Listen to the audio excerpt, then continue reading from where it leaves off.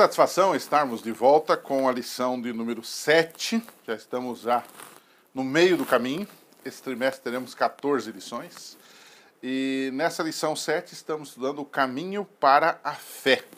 Nós vamos estudar aqui Gálatas capítulo 3, versos 21 a 25. E onde vamos estudar um pouquinho sobre a função da lei nos conduzir a Cristo. Eu dividi em duas partes grandes, dois tópicos gerais na lição dessa semana. O primeiro tópico é o que a lei não pode fazer na nossa salvação. Lei cerimonial, lei moral, qualquer tipo de lei. Primeiro, a lei não pode perdoar e justificar o pecador. Gálatas 3, verso 21, diz que é porventura a lei contrária às promessas de Deus? De modo nenhum. Ou seja, ele não rebaixa a lei, mas ele diz assim: porque se fosse promulgada uma lei que pudesse dar vida, a justiça, na verdade, seria procedente da lei. O que ele está dizendo é que a lei não pode dar vida, não pode salvar, não pode justificar o pecador. Segundo ponto, a lei não pode cumprir a promessa ou a aliança de Deus com o homem. Abraão não obteve a realização da promessa de salvação na sua vida por causa da lei. A Bíblia diz que Abraão creu em Deus, Gênesis 15, 6, e isto lhe foi colocado sobre ele como justiça, ou seja, Deus o considerou justo. A justificação é um ato de Deus. Terceiro ponto, a lei não pode nos libertar do pecado. O texto diz que nós estamos debaixo da lei quando somos transgressores. Nós somos prisioneiros porque nós pecamos, não é? Gálatas 3, 23 fala exatamente disso. Ou seja, a lei não pode salvar, não pode justificar, não pode cumprir a promessa e não pode nos libertar do pecado, não pode nos dar vida, afinal de contas. Então, o segundo bloco desta semana é o seguinte: qual é a função da lei?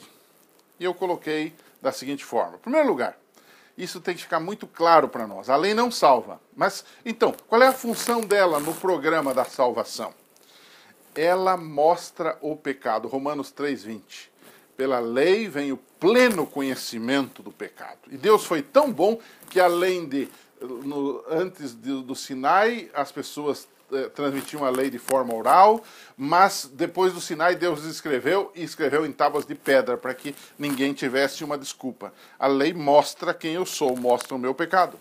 Mas o apóstolo Paulo dá no verso 24 do capítulo 3 dessa semana, um verso muito conhecido, por sinal, uma outra função da lei.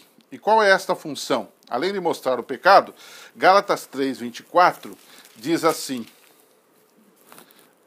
de maneira que a lei nos serviu de aio para nos conduzir a Cristo, a fim de que fôssemos justificados o quê? Pela fé. Ou seja, o que ele está dizendo aqui é que a lei é um condutor.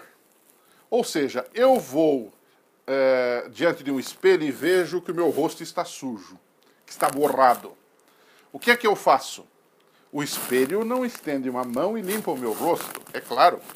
Mas eu preciso ir a uma pia, abrir a torneira e, com água e sabão, lavar o meu rosto para tirar a sujidade deste rosto. Assim é a lei. A lei nos mostra o pecado, mas ela nos indica Cristo para sermos justificados. E aqui aparece uma figura conhecida do Novo Testamento e do mundo grego, que é o aio, o paidagogos, de onde surgiu a nossa palavra pedagogo hoje, educador. O que era o aio, ou paidagogo dos gregos?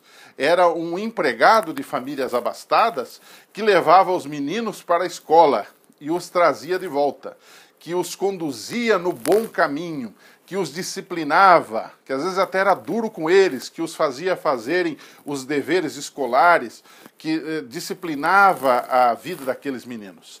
O que Paulo está comparando aqui, que a lei é a mesma coisa. Ela diz, você é pecador, ela nos mostra o pecado, mas ela não nos deixa sozinhos. Ela diz para nós, você precisa arranjar um salvador, você precisa limpar a sua vida. Essa é a função da lei. Então, ela é um aio que nos conduz para quem? para Cristo, não é? E o verso 23 do capítulo 3 também mostra que a lei faz algo mais por nós também. Se você analisar Gálatas 3, 23, diz assim: mas antes que viesse a fé, estávamos sob a tutela da lei. Ele está falando aqui de um ponto de vista histórico. Não quer dizer que depois da fé, depois de Cristo, depois do descendente de Abraão, que veio, nasceu, viveu e morreu, nós não estamos mais sob a lei. Não. O que ele está dizendo é que o que eles tinham até então era apenas a indicação da lei, a tutela da lei. Não é? E ele diz, mas vindo, o verso 23 diz, e nela encerrados, para que esta fé, que de futuro haveria de revelar-se, e que esta lei, no verso 24, agora nos conduziu a Cristo para que fôssemos justificados pela fé. E tendo vindo a fé, no verso 25, ele diz, nós não permanecemos subordinados ao ai, ou subordinados à lei, ou sob a tutela da lei. Por quê? Por quê? Quer dizer que agora nós não precisamos mais guardar a lei? Não. O que ele está tentando dizer é que a lei cumpre uma função de nos indicar Cristo. E quando nós estamos em Cristo, nós já guardamos a lei, porque nós agora obedecemos. Então aquela tutela que antes de Cristo era no sentido negativo, não é? Aquela tutoria da lei que era dizer você é pecador, você vai se perder, era negativo, agora com Cristo passa a ser uma tutela positiva.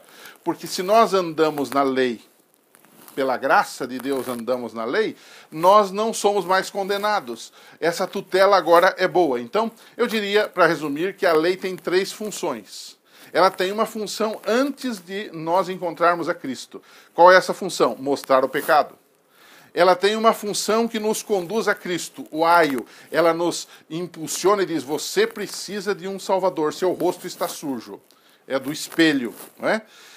E a terceira função é nos proteger, para andarmos no caminho de Deus. Ela agora continua nos tutelando, mas não para nos condenar, mas para nos conduzir no caminho da verdade, no caminho de Deus. E aí nós compreendemos que a lei é santa, justa e boa, Romanos 7, 12, desde que corretamente usada.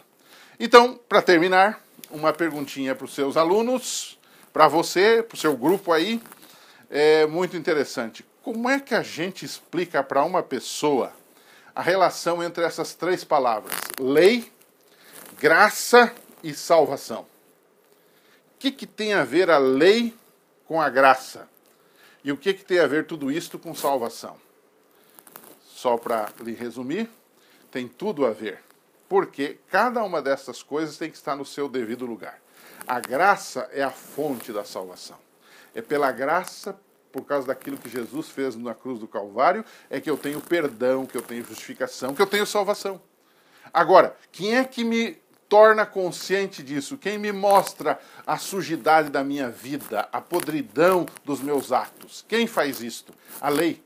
A lei tem uma função. Não salva, não vivifica, não perdoa, não cumpre a promessa. Quem cumpre a promessa é Deus através da sua graça. Mas tudo isso me indica qual é o caminho da salvação, que é em Jesus Cristo. Que Deus abençoe. Sucesso aí na sua unidade. A gente se encontra na semana que vem. Um abraço e até lá.